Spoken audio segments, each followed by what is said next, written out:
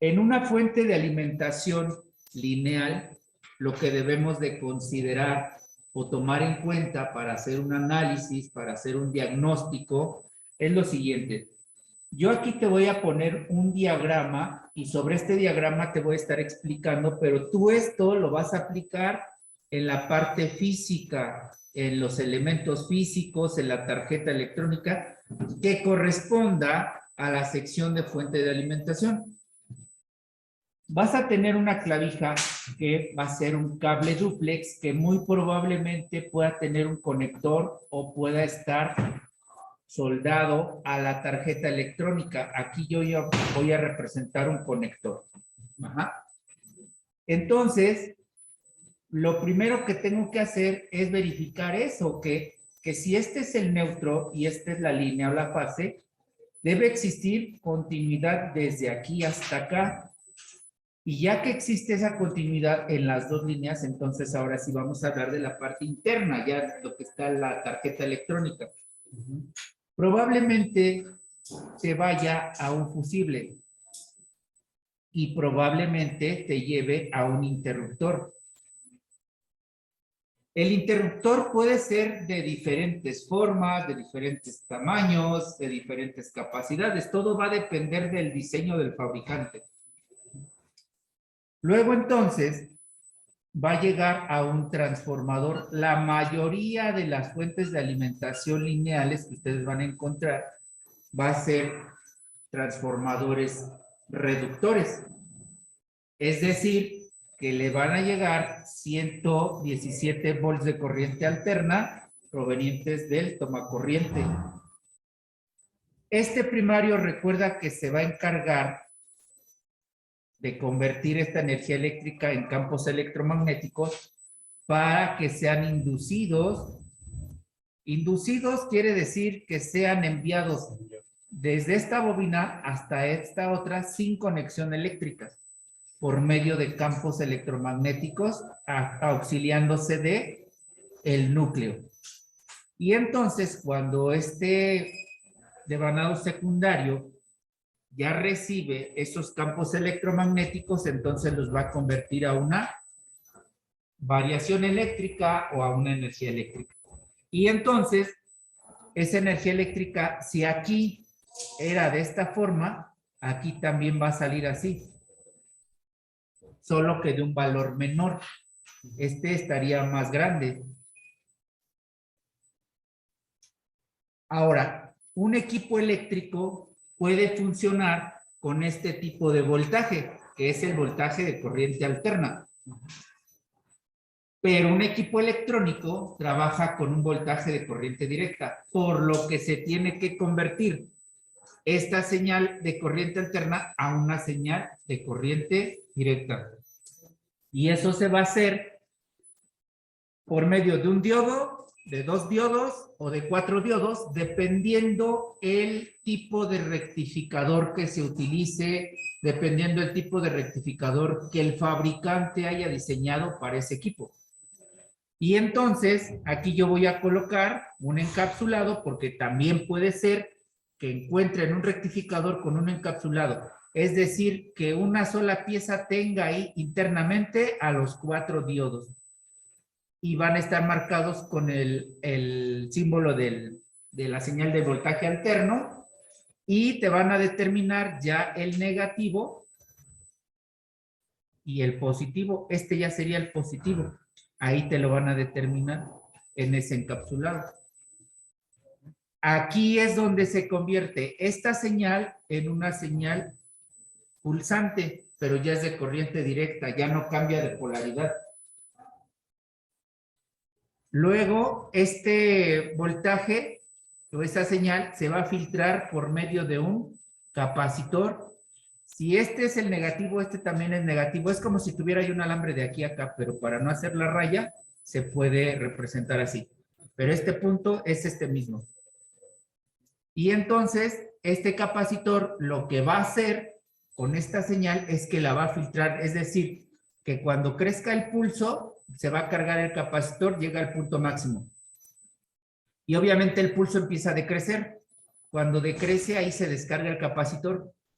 Nuevamente crece el pulso, carga el capacitor, se descarga. Carga el capacitor, se descarga. Carga el capacitor, se descarga.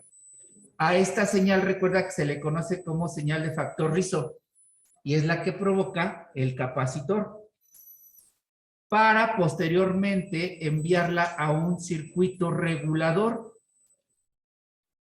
Este circuito va a tener una entrada de voltaje, un GND y una salida aquí. Y la señal que me va a sacar este regulador va a ser una que va a ir desde 0, llega al nivel indicado por el regulador.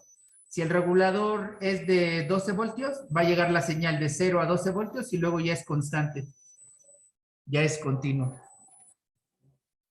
Así es como se comporta una fuente de alimentación regulada lineal. Ahora, en los equipos, esta fuente puede tener más cosas. ¿Cómo qué puede tener? Como un selector de voltaje, porque a lo mejor esta fuente tiene la capacidad de recibir 110 o 220. Tendrían aquí una modificación en el primario, tendrían un interruptor que seleccionara para 110 o para 220. Aquí se los voy a poner. Aquí sería mi interruptor. Y si yo conecto este punto aquí, entonces este sería de 120 voltios. Cuando este switch esté conectado aquí. Porque el voltaje solo va a pasar por una bobina, pero si esta tiene otra bobina en serie y conecta acá, entonces yo conecto el switch acá y acá entonces es para 220 volts porque la energía pasaría por las dos bobinas. Y este sería el selector de 110, 220. Así es como se conecta. Y entonces, a esto me refiero cuando les digo que este circuito que acabo de compartirles puede tener más cosas. Va a depender del tipo de equipo que tenga esta fuente de alimentación. Incluso puede tener unas conexiones, si es un equipo portátil, con un interruptor para determinar si la alimentación es por baterías o es por tomacorriente. Ahora, ¿qué es lo que debo de tomar en cuenta para diagnosticar una fuente de alimentación? Para saber si está bien o está mal. Lo primerito que debo de hacer es medir el voltaje en su salida. Aquí la salida sería este regulador. Tendríamos que medir del negativo al positivo el voltaje que está proporcionando la fuente. Si sí me está proporcionando voltaje, hablábamos de 12 voltios. Si sí me proporciona 12 voltios en la salida, ya no tengo nada que hacer acá, porque sí está trabajando todo esto. Pero si no tengo ese voltaje, porque a lo mejor no tiene regulador esa fuente, entonces le voy a medir aquí, en el capacitor directamente. Si tengo voltaje en el capacitor, no tengo nada que hacer acá, porque todo estaría bien. Ahora, pon atención. Medir el voltaje en el capacitor es como medir el voltaje aquí en el puente rectificador, porque el positivo es el mismo punto y el negativo es el mismo punto. O sea, después del rectificador. Si ahí está bien el voltaje, entonces todo esto está bien. Ahora, voy a medir el voltaje. Ah, acuérdate, esto fue con el voltímetro de corriente directa. Importantísimo. Porque este ya sería el voltímetro de corriente alterna. Y ya estaría yo midiendo en la entrada del puente rectificador. Que sería como si estuviera midiendo aquí en las terminales del devanado secundario del transformador. Si aquí tengo voltaje, todo esto está bien. El problema es cuando aquí no tengo voltaje en ninguno de estos puntos. Tenemos que verificar todo lo que esté conectado aquí del lado del primario del transformador. Cuando yo les hable del primario de una fuente, me estoy refiriendo a que hay una línea imaginaria aquí que me va a dividir el primario en razón de que de este lado está el devanado primario del transformador y el secundario en razón de que de este lado está el secundario del transformador. Entonces, para que ustedes sepan de qué les estoy hablando, hago mi referencia en esta línea imaginaria. De aquí para acá me voy a referir al primario de la fuente, de aquí para acá me voy a referir al secundario de la fuente. Ahora, si en el secundario de la fuente no tengo voltaje, tengo que medir en el primario. ¿Dónde mido ese voltaje en el primario? Si yo voy a conectar a 110, verifico que el switch esté en 110. Aquí primero. Verifico que la posición del switch esté en 110. Porque puede ser que alguien haya movido este switch y lo ponga en medio, que no haga contacto ni con uno ni con otro. ¿Qué va a pasar? Pues que no va a funcionar. Por esa razón, les digo que verifiquemos que esté conectado en posición de lo que le voy a alimentar. Si le voy a alimentar con 110, que esté en posición 110. Si le voy a alimentar con 220, que esté en posición 220. Esto es muy importante.